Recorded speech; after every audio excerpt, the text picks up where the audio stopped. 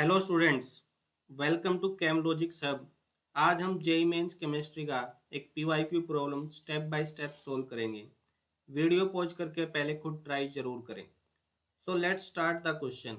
A solution is prepared by dissolving 0.3 gram of a non volatile non electrolyte solute A of molar mass 60 gram per mole and 0.9 gram of a non-volatile non-electrolyte solute B of molar mass 180 gram per mole in 100 ml H2O at 27 degree Celsius.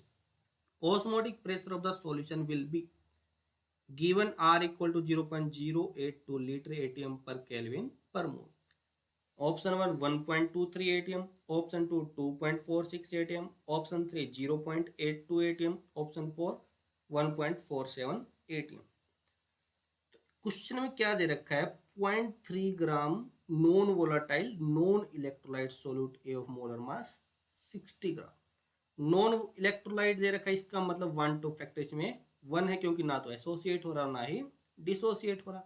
इसी तरह एक और solute B है जो 0.9 ग्राम non electrolyte ही है, use किया गया है, जिसका मोलर मास 180 ग्राम पर मोल। कितने अमाउंट वाटर में मिलाया गया? 100 ml water at 27 degree Celsius. Osmotic pressure of the solution will be, हमें पता है ऑस्मोटिक प्रेशर एक कोलिगेटिव प्रॉपर्टी है। Osmotic pressure is a colligative property, is a colligative property and independent on the nature of solute।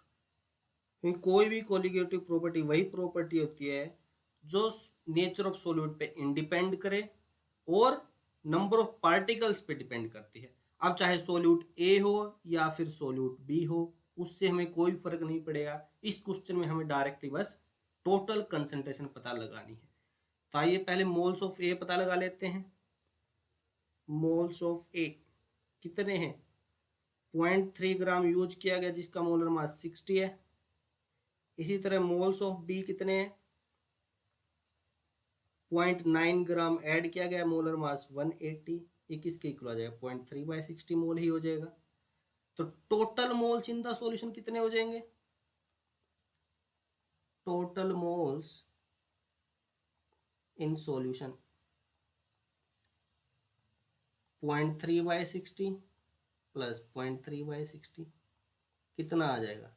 2 into 0.3/60। इसको solve करते हैं तो कितना आएगा? 0.01 मोल। तो आइए अब कोलिगेटिव प्रॉपर्टी ऑस्मोटिक प्रेशर का फार्मूला यूज करते हैं। Osmotic pressure pi equal to CRT। तो पाई ऑस्मोटिक प्रेशर, सी क्या है? कंसंट्रेशन, मोल पर यूनिट वॉल्यूम।